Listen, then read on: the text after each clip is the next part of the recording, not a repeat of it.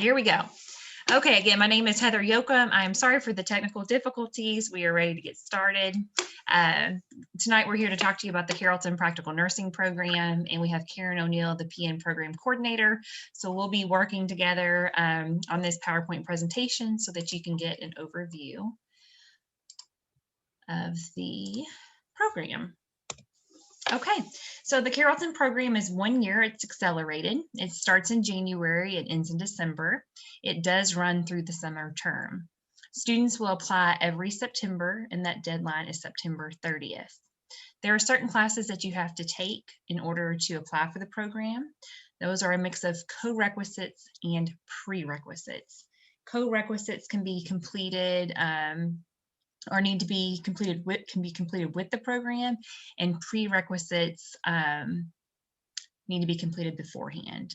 And so those classes that are needed are in English 101, if you plan to bridge over to the registered nurse program.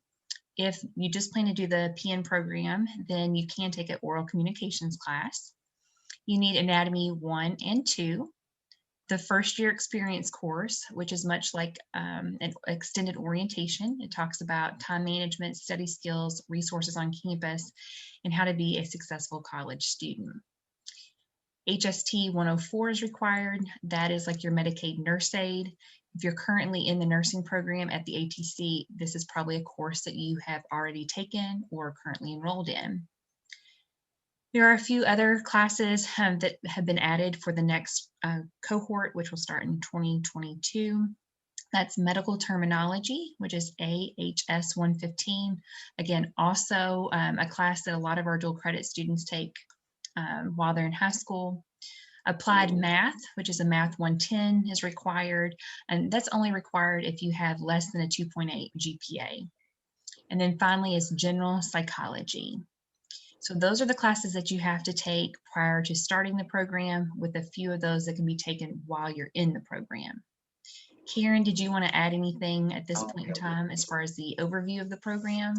Yes, I would like to make note that HST 104, when you take it, you are required to take the state exam with it at the end of it, so that you have your SRNA license when you apply to the nursing program, or you'll have it before the start of classes.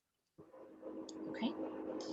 Any questions about the requirements to get started and to apply?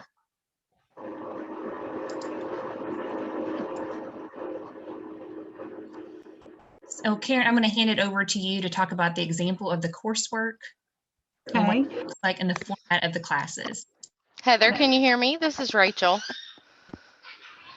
Hey guys, so I wanted to clarify that the HST 104 requirement, if they're taking NAA 100 at the ATC and pass the state exam and earn their SRNA, that counts in place of that. Is that correct? Yes, it does. As long as they have I their wanted to SRNA. make sure our kids understood that. Yeah. Thank as you, long guys. as they have that, yes. Medical terminology is now a prerequisite. It's listed here, but you take that and finish it and complete it with a C or above prior to applying to the program. We do dosage calculations, so that's why we recommend that if you are weak in math, that you really should take Math 110 or Math 146 and 146S if you struggle with math, because the practical nurse program is a strongly math program, because we provide medications to patients and you have to be able to do dosage calculations. Your anatomy and physiology is your basis for everything we teach in the nursing program. It helps you to understand the various human systems, such as respiratory, cardiac, that sort of thing. And if you've had anatomy and physiology, you're better prepared to do the classes that are in the nursing program. Mental health, that's why we have you take psychology, and it prepares you for that mental health class. We do childbearing class, and we labor and delivery. That is in your second, possibly third semester, depending on when you start the program. We do teach care across the lifespan, from what we say womb to tomb, from the time they're conceived and delivered to the time they pass away, which we hope is very old age. So we sometimes say that terminology. Clinical hours are at long-term care facilities, and some are at hospitals in your area. So a school week could be Monday, Tuesday, Wednesday from 8 to 4, but now you have to take into account that you need to also have study time past those hours in class. So we have success coaches that help you to learn how to study and to take exams if you need it. The formats for classes are basically lecture. If we can't be in person, we are online, but we do our best to be in person. We find students do better. But we do have some classes that are hybrid and that are online this coming year. And we have clinical and we have labs, and we have open labs for you to practice. And we also have a product that we have you purchase called a bag of body parts or models for face and so on, to practice NG tubes and stuff at home, so that you've got practice not only at the school but at the home. So that's kind of the basic format of our program. Heather, back to you. Okay. Any questions for Karen about the format of the classes? Okay, moving on. So Karen, I'm also going to let you talk about the next steps. So if they want to become part of the program. Karen. Yes. Hi, this is Rachel at the ATC again. Would you be able to email me a link to that product purchase you were speaking about? We are getting some more ESSER funds coming through where we can purchase kids their NTI at home kits. And if that's something that we could purchase for them as they continue through the program, they could continue to use it. So if you don't mind, I'll put my email address in the chat box. Okay, I'll read that then. Thank you, and send it to you. Yeah, we just started it this semester. It seems pretty popular because they can do practice Foley catheters and G tubes, wound care, starting IVs, all that in the comfort of their own home without having to use like hot dogs or apples or whatever. So it's pretty cool. To begin the practical nurse program, if you have your prerequisites, you can go online and sign up for a pre-admission conference. I can send you a program guide, but it will not have an application on it until you have attended a pre-admission conference. Once you attended that pre-admission conference, I'll do what's called an academic program plan form. It's APP form, and send you what you've got completed and what needs to be done, and a plan for being in the program. But I'll also send your name to Evelyn Lichtsteiner, who is our nursing assistant manager, and she will send you an application for admission after you've attended that pre-admission conference. Once you've done that and we've sent the application to you, then you'll need to complete the packet. There's a lot to it, so you need to really read through it. I'm sorry, I'm trying not to sneeze. Yeah, excuse me, I apologize. There is an opportunity to bridge the RN program once you've completed the practical nurse program, but you have to keep your GPA above a 2.75, and you need to take the proper classes that go with that. Great, thanks, Karen. So there are actually two pieces of that, and that is, so there's a part to apply for the program, but then there's also the admission steps to start at the college. So we also have those listed here, which is to go to opendoors.us and apply for admissions. It's free to do. And then you'll need to submit any assessment scores, your high school transcript, and you can just send that to me directly at heather.yoakum@kctcs.edu. I have a spreadsheet that we try to keep track of all the practical nursing students. And so it's the best way just to send it to me directly. Keep in mind that in the past, college readiness means an 18 in English, 20 in reading, or 19 or higher in math on the ACT, but based on COVID this year, we will move forward with putting students in classes based on your cumulative grade point average in high school. So we'll take either one this fall, but just know that you don't necessarily have to test depending on your high school transcript or your high school grade point average. We encourage all students to apply for financial aid at fasfa.ed.gov. Make sure to include our school code 006961. There's also a Work Ready Scholarship that's available to pay for this particular program. Excuse me. That's not for your prerequisite courses, but it will pay when you're officially accepted into the practical nursing program. And it'll pay 15 credit hours, both fall and spring semester. It does not include the summer term. The Work Ready Scholarship, we like to explain that a lot of if you are more of a loan-only student, it really helps that student pay for tuition. But you do want to fill out that scholarship along with the FAFSA to determine your eligibility. Next, you'll want to register for classes with your advisor. That more than likely will be myself. Faith Kanicki has been our advisor in the past, and she still works with students, but she has been working from home since last March, and so I typically am working with the majority of our practical nursing students. Once you are registered for classes, we will have you attend a SOAR, which is our orientation, and that is also still currently being held virtually, and I'll just talk about resources on campus, how to be a successful college student, and everything that you need to know to get started this fall. Are there any questions about the admission steps and how to get started? Is there someone that we can sit down with and like show us what we need to have and what to do to be able to do this? Sure, yes. That would be me. Or actually Karen. Or I can do it too. Yep, Karen too.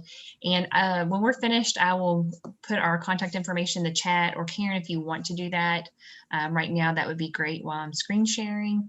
And then I can go back to the slide with our contact information. But yes, we are here to help, and we will walk through everything with you. Ashton, this is Mr. Rose. If there's anything that I can do to help you with that, don't hesitate to reach out, okay? I can help you walk through that too on our side. Okay, thank you. We are here to help. Any other questions? Okay. Karen, I'll let you talk some about the employment opportunities, but I do, before I let Karen talk about the needs for LPNs in our area, I'll just say a couple of things. And that is, as a campus director, when I started a few years ago, we met with various healthcare partners from Oldham to Owen County and asked if they were hiring practical nurses. And basically, everybody said they were, and that they are hard jobs to fill because they're constantly looking for PNs. We recently had a conversation with the University of Kentucky as they are offering a LPN to BSN. So that's basically a bridge program from your licensed practical nursing that you would do with us and bridge over to a bachelor's degree of nursing at the University of Kentucky. That program is basically all online with the exception of your first semester. You've got some clinicals and labs that you have to attend in person. And they said for the first time in a very long time, I think one of the hospitals there in Lexington were hiring 25 plus PNs. Of course, with everything right now with COVID, there's just such a need for healthcare workers. And so I want you to know whether you're hoping to work in the city or just locally in your hometown, there are definitely lots of opportunities for practical nurses. And a lot of our students go to work when they're finished with their diploma, and then their healthcare employer will pay for them to go back to school. So I think that's huge, that you can basically complete, once you're accepted into this program, get a credential in a year, get into the workforce, and then have opportunities to bridge over and have your employer pay for you to go back to school too. So that's what I wanted to say in regards to just some employment opportunities. Karen, do you mind to elaborate for us? Yeah, LPNs can work in a lot of different places. They can work in long-term care, but not only there, they can work in hospitals. A lot of doctors' offices hire LPNs for nurses for their daily seeing daily patients. Giving shots, giving vaccinations, doing vital signs, and preparing the patient for the doctor to see. There's a lot of different things that LPNs can do. You can also work in dentist's office if they're hiring LPNs. There's a wide range of opportunities for you. And also that stepping stone or bridging over to get your RN is a big thing because it increases your pay and also increases your area of expertise so that you can pick just about any place to work in whether it's a hospital or a certain part of the hospital, like labor and delivery or ICU or the emergency room. LPNs, they're using LPNs more and more in the postpartum units and sometimes in the emergency room. So you may want to take a look at that. Sometimes you can find a part-time job in these different places as a CNA, and then they will hire you once you get done with your LPN. So there's a lot of opportunity out there. Okay, thank you so much, Karen. And as I mentioned before, the Work Ready Scholarship can pay up to 15 credit hours of the fall and spring term. This is available through KIA, which probably sounds familiar to you because this is where you get your KEYS money. In order to be eligible for the scholarship, they also have to have the FAFSA on file. And again, you'll need to include our school code of 006961. This does not pay for pre or co-requisites. It's just for the actual nursing classes. Once you're accepted into the program, you must be in good standing with financial aid, and keep in mind that it's not available for the summer term. Now we're going to open it up for your questions that you might have.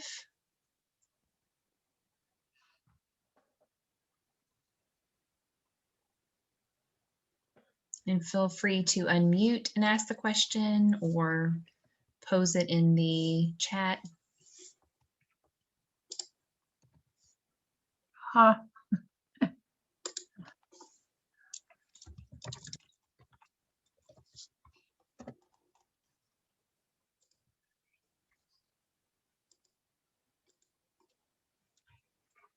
Rachel, Chad, anything that you had hoped we would cover today? Connections that we need to make with your students? No, I think we're good. Knowing about the dosage calculations helps a lot too, because a lot of times our students will complete their pre-nursing pathway as a freshman and sophomore or sophomore and junior. And so we can bridge them over to Miss Beard, who is now offering dosage calculations for dual credit for a third year if they need that. So that was something that I learned tonight and I'm very excited about. Do you know, Rachel, if they use dimensional analysis or ratio proportion, or do they teach both for dosage calculation? Are you familiar with that? I am not 100% sure. I would be able to send you our curriculum map.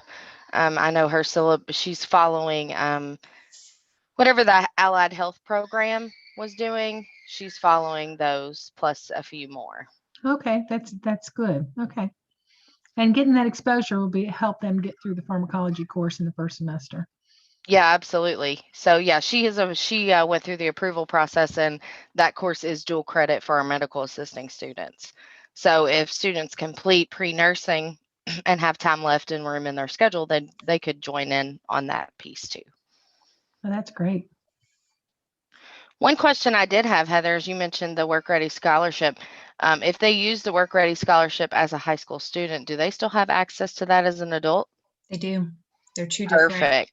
They're both Nice. Work Ready Scholarship because they help pay for that high demand, right? Advanced manufacturing, nursing, CIT business. Right. But yeah, there's one for students who have graduated high school and then those in the dual credit. So perfect. Great. That's good to know too. yeah. I really appreciate you guys doing this tonight, and I appreciate all you kids on here too. I can't wait to see your faces next week. I miss you guys so much. Yes. Well, and I just have to say, I gave this spiel in our other Tech Future 42 presentation on Tuesday, but the Carrollton campus is in a $16 million building. We were a part of the KCTCS Build Smart initiative, and basically out of the 16 colleges in the state of Kentucky, each college had a project. And for Jefferson, it was the Carrollton campus. We used to be in a former department store, over 100 years old, and our region, so Oldham, Owen, Trimble, Gallatin, Henry, Carroll counties, they came up with $4 million in less than 6 months. And we were the first group to raise that amount of money, and we were the first group to break ground. And so I can tell you that our region very much wants students like yourself who are local to get educated in our building and to work and live in your hometown. And that really is our mission at the Carrollton campus, to work here, live here, learn here. And I can say, as a former Jefferson student and Carroll County Area Technology Student Center, or taking classes there, is that you know, we really are pushing this mission to, again, work here, live here, learn here. And we do want you to come through our doors and get educated and get a credential that will put you in the workplace locally. And now there are so many more opportunities than when I was a student years ago at the high school. You've got these work ready scholarships,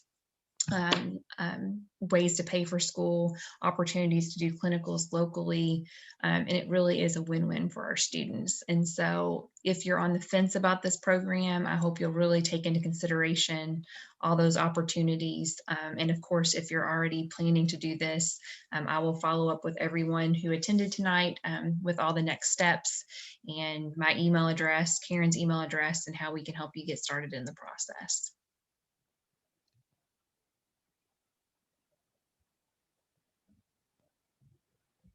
Okay, well, if there aren't any other questions, then we'll end our evening. Sorry for disconnecting everyone in the beginning. That was not my intent. We hope you guys stay safe, healthy, and warm. And I also hear my little one coming in for the night too. So in case you hear a child at this point in time. So, Thank okay. you for having this, Heather. Yes, thanks, Karen, for everything. You all have a wonderful evening. Thank you.